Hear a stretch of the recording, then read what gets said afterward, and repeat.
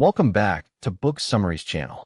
If you feel like your attention is being pulled in 1,000 directions and you can't seem to get your most important work done, today's book is a total game changer for your productivity.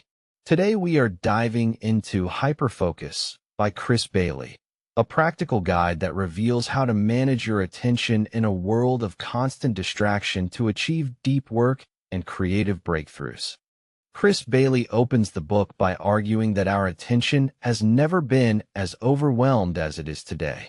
In the modern world, we are constantly bombarded by notifications, emails, and the allure of social media. The author explains that productivity isn't just about managing our time, but more importantly, about managing our limited attention. He shares his personal journey of experimenting with focus and how he discovered that the quality of our work depends on how deeply we can immerse ourselves in a task.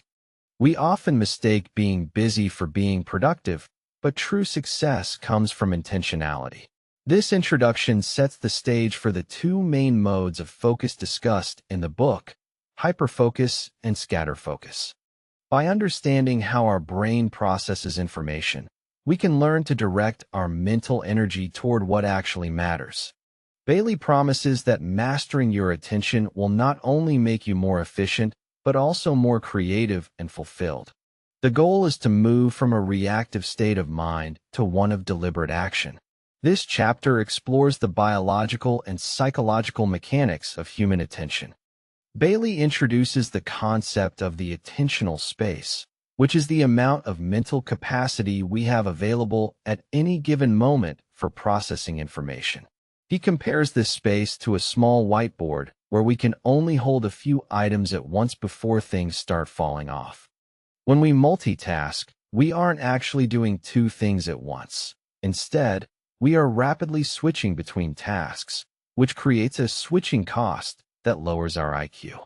The author explains that our brains are hardwired to seek out novelty, which is why we find it so hard to resist checking our phones. This novelty bias triggers dopamine hits that keep us addicted to distractions. To reach a state of deep focus, we must understand that our attentional space is a precious and finite resource. We need to be highly selective about what we allow onto our mental whiteboard. By learning the limits of our working memory, we can better structure our workday for maximum impact. This chapter provides the foundation for choosing focus over constant distraction. Hyperfocus is the state of being completely immersed in a single, complex task. In this chapter, Bailey outlines the four-step process to enter this powerful mental state. First, you must choose a productive or meaningful object of focus that is challenging enough to keep you engaged. Second, you must eliminate as many external and internal distractions as possible before you begin. Third, you focus on that chosen object for a set period of time, pushing through the initial resistance. Fourth, you continually draw your attention back to that object whenever your mind starts to wander. The author emphasizes that hyperfocus is about being intentional rather than just working hard. When we are in this state, we process information more deeply and make fewer mistakes. This mode of working allows us to tackle the deep work that moves the needle in our careers. Bailey argues that even a few hours of hyperfocus per day can result in more output than an entire day of distracted work. It is the ultimate tool for high performance in a knowledge-based economy. Distractions are the greatest enemy of focus, and this chapter provides a tactical plan to eliminate them. Bailey categorizes distractions into 4 types based on whether we have control over them and whether they are annoying or fun.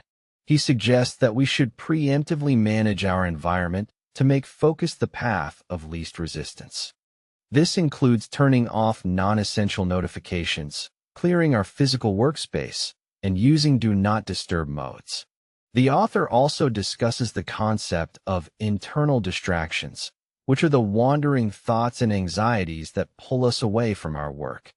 He recommends keeping a distraction log to become aware of what triggers your loss of focus. By making distractions harder to access, we preserve our attentional space for the task at hand. Bailey highlights that even a brief interruption can take over 20 minutes to recover from in terms of focus depth. Taming your environment is not about deprivation, but about creating a sanctuary for your mind. This chapter empowers readers to take back control of their digital and physical surroundings. To see long-term benefits, hyperfocus must move from an occasional event to a regular habit. Bailey explains how to integrate focus sessions into your daily routine by identifying your biological peak energy times. He suggests that we should schedule our most demanding tasks for when we have the most mental energy, usually in the morning. This chapter emphasizes the importance of setting clear intentions every day, perhaps by choosing the 3 most important things you want to accomplish. By ritualizing the entry into hyperfocus, you train your brain to settle down more quickly. The author also discusses the importance of starting small, perhaps focusing for just 20 minutes, and gradually building up your focus muscle. Consistency is more important than duration when you are first starting out. He provides tips on how to handle setbacks and what to do when you feel your focus slipping away. Making focus a habit allows you to achieve a state of flow more reliably. Over time, the mental strain of focusing decreases as your brain adapts to deep work. While hyperfocus is for productivity, scatterfocus is for creativity and recharging. Bailey introduces scatterfocus as the intentional practice of letting your mind wander. This is the opposite of focus, where you allow your thoughts to move freely without a specific destination. There are 3 types of scatterfocus: capture mode, problem-solving mode, and habitual mode. In capture mode, you let your mind roam to identify open loops and things you need to do. In problem-solving mode, you hold a specific problem in your mind and let your thoughts swirl around it to find new connections. In habitual mode, you do a simple task like washing dishes or walking, which allows your mind to enter a creative state. The author argues that our best ideas often come when we aren't focused on anything at all. Scatterfocus helps us connect disparate ideas and plan for the future. It is a necessary counterbalance to the intensity of hyperfocus. By scheduling time for daydreaming, we actually become more effective problem solvers. Attention is a finite resource that gets depleted throughout the day, much like a battery. In this chapter, Bailey discusses the essential role of rest in maintaining high levels of focus. He explains that we cannot remain in hyperfocus indefinitely without suffering from diminishing returns. To stay productive, we must take regular, high-quality breaks that truly allow our brains to recover. Checking social media or reading news during a break does not count as recharging because it still consumes attentional space. Instead, the author recommends activities like walking in nature, meditating, or taking a nap. He also touches on the importance of sleep and nutrition as the foundation of mental energy. By proactively resting, we prevent burnout and ensure that our next hyperfocus session is effective. Bailey suggests that the most productive people are those who are as intentional about their rest as they are about their work. Learning to disconnect is just as important as learning to focus. This chapter shifts the focus from more work to better energy management.